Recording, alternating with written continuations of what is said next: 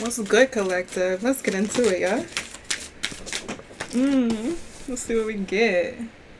It appears there has been some levels of heartbreak, of really going within, sitting with some uncomfortable truths, even journaling, like really sitting and reflecting, and trying not to cry over spilled milk here, but feeling the pain and sorrow of what it is that you're moving through and what you've moved through.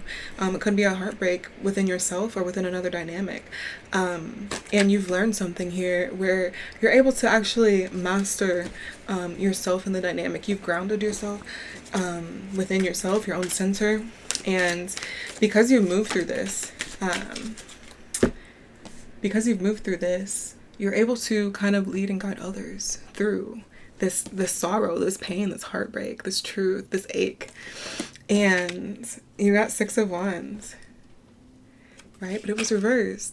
And it's like,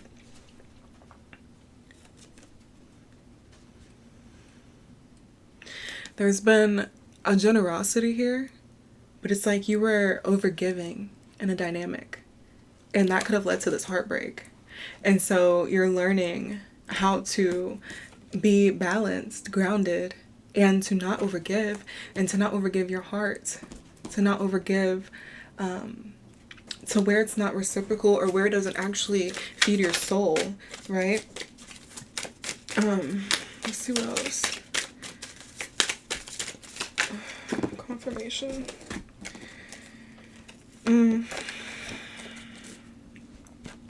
Yeah, there was some conflict here going on, some disagreements, some like the pot spilling over, and you got the moon and the devil reversed. So there was like a block in your intuition and clarity and an inner knowing of your truth and of what you were really feeling and experiencing, because there was some form of attachments and distractions here that were keeping you away from this higher truth and away from your center, away from this groundedness, and away from giving to where it feels reciprocal and good for you. So let's see what else we got.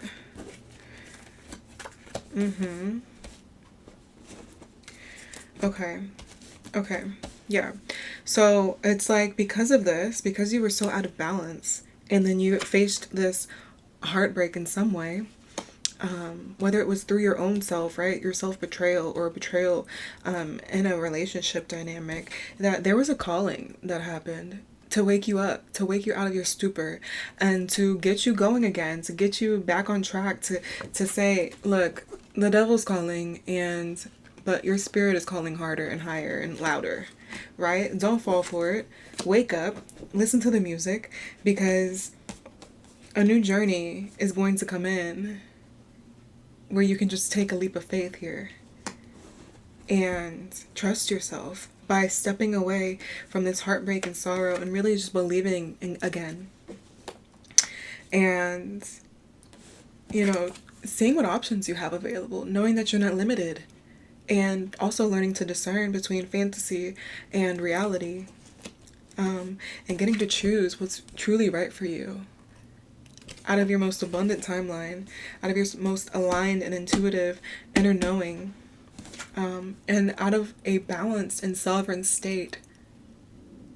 Because you have learned yourself through this journey, you're learning yourself, and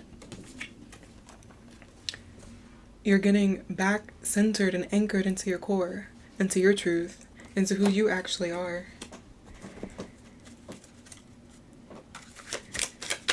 And that's because you've been removing these limitations, these fears, these distractions, these attachments. Yeah, it's like you're pushing forward, and you're learning that community and your wit, your wisdom, your own abundance is showing in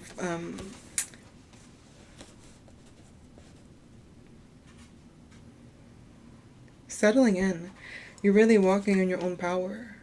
You're finding your own power to be able to share and connect and give freely rather than from an imbalanced place.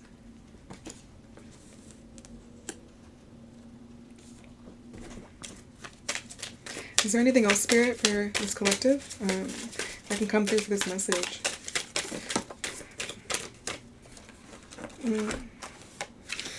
You're learning to let go. You have to let go of something here. To let it really truly go. Because you've been sitting on something for too long, and it's been disrupting your foundation to where you haven't been centered in yourself. And so,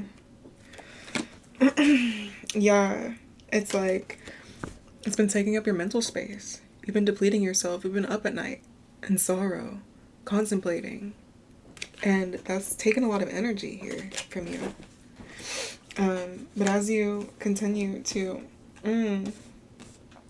trust your path, listen to the call, you're going on this new journey.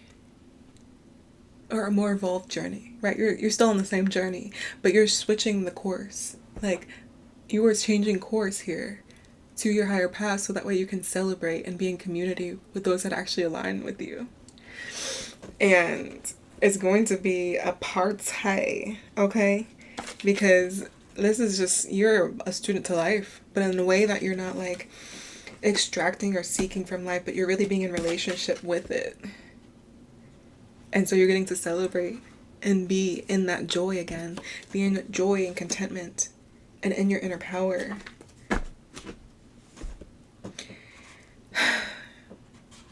So removing these blockages, saying that you have the power within, you have free will to choose, to stop depleting yourself and ending up in conflicts that that cause you to spill out, leak out your energy, your vitality, and actually choosing from the options that you can imagine and fantasize about, and changing course in the matter. Saying, I've been down this freaking road before. I've been down this path too long. I want to go this way now. Okay?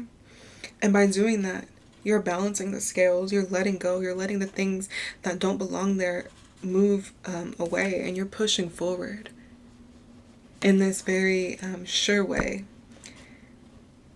You're cutting through the bullshit. Like, you're cutting through the bullshit and you're going forward, onward, to get to the truth of the matter here. To get to your truth, so you can get to your higher path and your abundance.